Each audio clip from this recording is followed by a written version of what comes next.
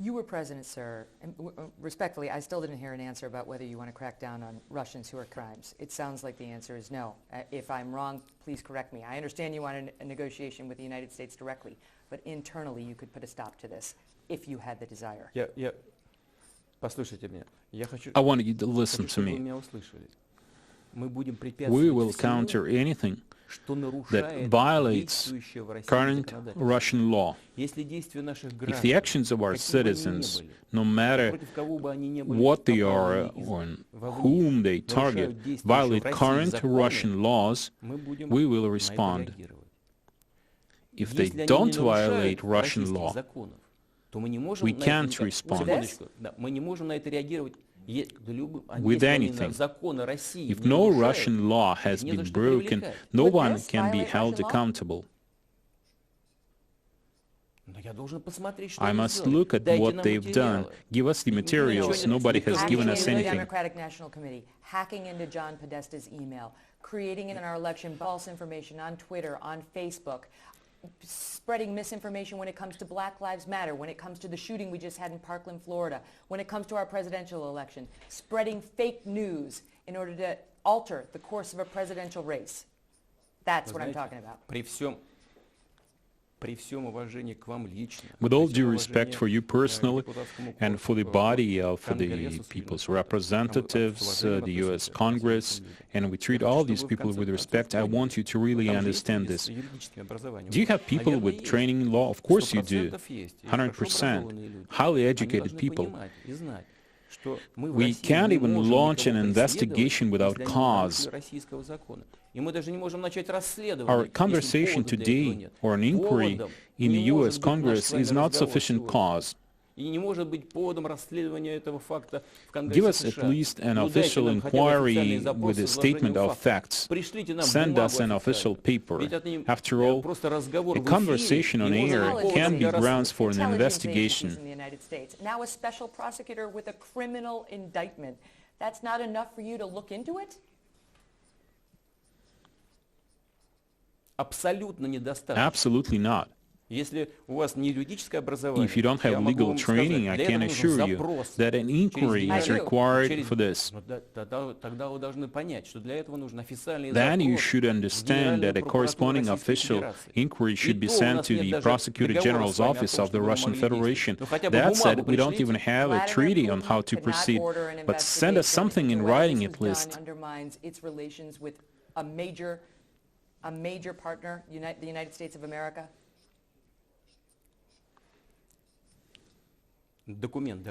Give us something in writing, an official inquiry, and we'll take a look at it. Back with an indictment. There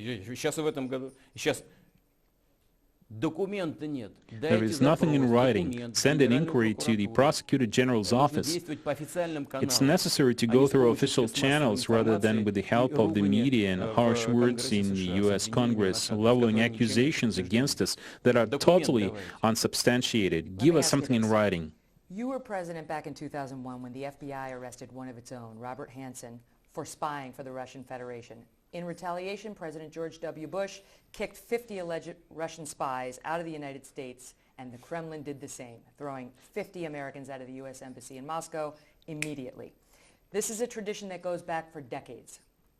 December 2016, after our intelligence agencies agreed that Russians interfered in our election, President Obama expelled dozens of Russians and seized 2 Russian-owned properties. And yet, you did nothing. You did nothing in response. Why not?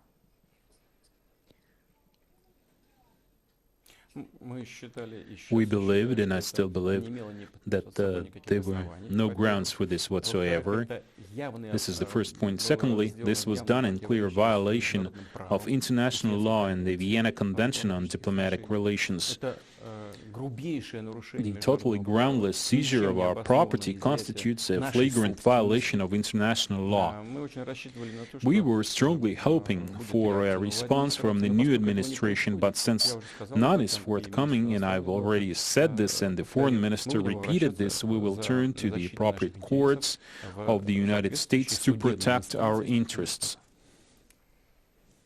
Let me ask you about President Trump.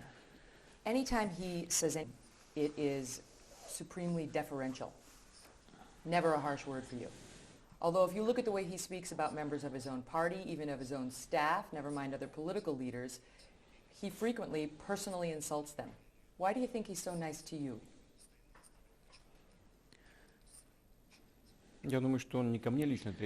This is not about being nice to me personally, in my view. I think he is an experienced person, a businessman with very extensive experience, and he understands that if you need to partner with someone, you must treat your future or current partner with respect. Otherwise, nothing will come out of it. I think this is a purely pragmatic approach. This is my first point. Second, even though this is his first term as president, he's a quick study, and he understands perfectly well that trading accusations or insults at our level is a road to nowhere. It would just mean depriving our countries of their last chance for dialogue, simply the last chance. This would be extremely unfortunate. You may have noticed that I, for my part, show respect to him and all my other colleagues, not only in the United States, but also Europe and Asia. You may, but the truth is our president has referred to the leader of North Korea as Little Rocket Man. So he's not quite as diplomatic talking about. I'm sure you saw that, yes?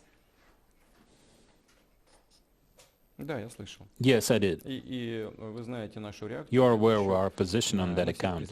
We urge everyone to show restraint. So, what do you think of President Trump?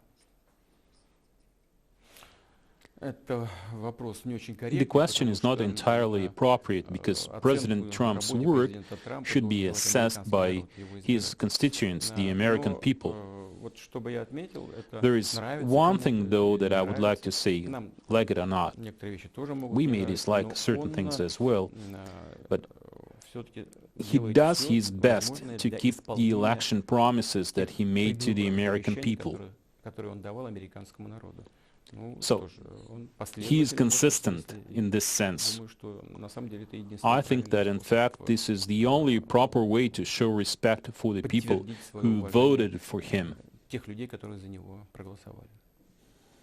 He's praised your leadership. Is he an effective leader?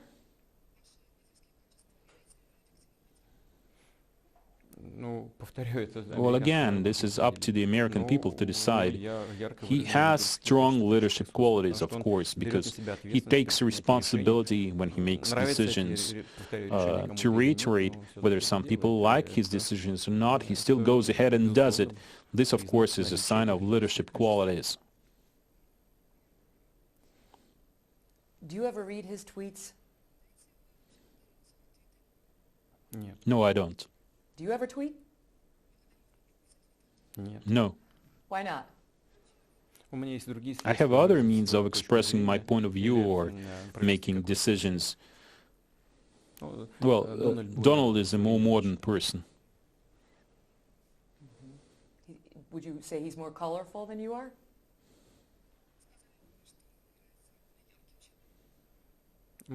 Maybe. Let me ask you one question going back to the election interference issue. There are two theories on you at least. One is that Clinton was Secretary of State. You felt that she interfered with elections here in 2011 and 2012, inciting protests here, including against you, and it made you angry. Two is that when the Panama Papers were leaked, showing a massive money trail that led to you and some of your associates, that was the last straw for you. Either of those things make you angry?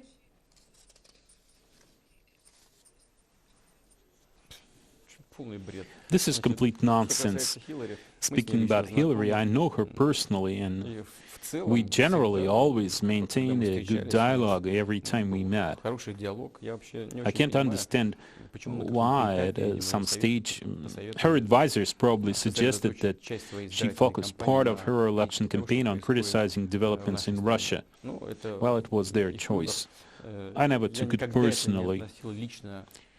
It was just their policy. As for all those files, this is complete nonsense. They mentioned some of my friends, so what? As you know, this has had no effect whatsoever. This is nothing but nonsense and media chatter. I've forgotten all about it. I don't even remember what it was all about. Actually, nothing of this kind can make me angry. I'm guided by pragmatic considerations, not emotions. Since you mention it, a friend of yours mentioned in those Panama Papers, let me ask you about Sergei Roldugin. Legend has it that this guy introduced you to your ex-wife, that he's godfather to one of your daughters. He's a cellist by trade, right?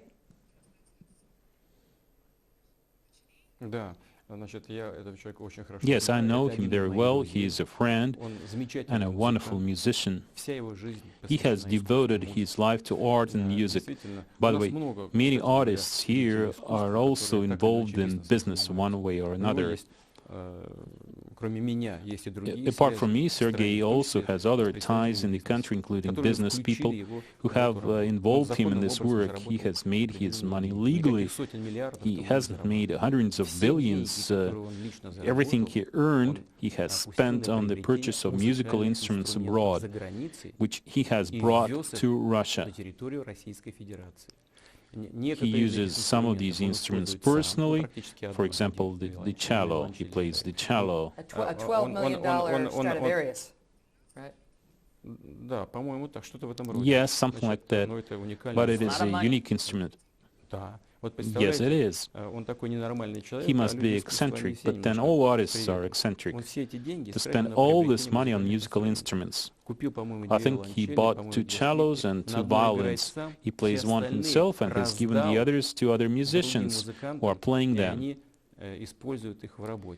He has brought all these instruments to Russia. But according to the Panama Papers, this massive series of leaked documents about offshore bank accounts, he's got assets, this cellist, of at least $100 million, including a 1/8 stake in Russia's biggest TV ad agency, a $6 million yacht, a stake in a truck manufacturer, a 3% interest in a Russian bank. He must be one heck of a musician. Well, I know nothing about his business, but I do know that he has only enough money to buy these musical instruments. All the rest is on paper. He doesn't have anything else apart from what he's bought. Maybe he does have something else, but you should ask him about it. I don't control his life. But the question is how a cellist makes that much money. People ask it because many people believe that's really your money. Listen, just look at many Russian art figures, and probably there are people like this in your country as well. After all, there are art personalities in the U.S., including Hollywood celebrities who either run restaurants or own some stock. Aren't there many people like this in the U.S. entertainment industry and art world? I'm sure that there are many people of this kind, and more than in Russia. In Russia, there are also quite a few art figures who do business apart from their creative work. In fact, there are many such people, and he's just one of them. So what? The question is not whether he runs a business or not, or whether he made a profit or not. The question is whether there were any violations. As far as I know, he did not commit any violations. The question is whether that's really your money. This is not my money, that's for sure.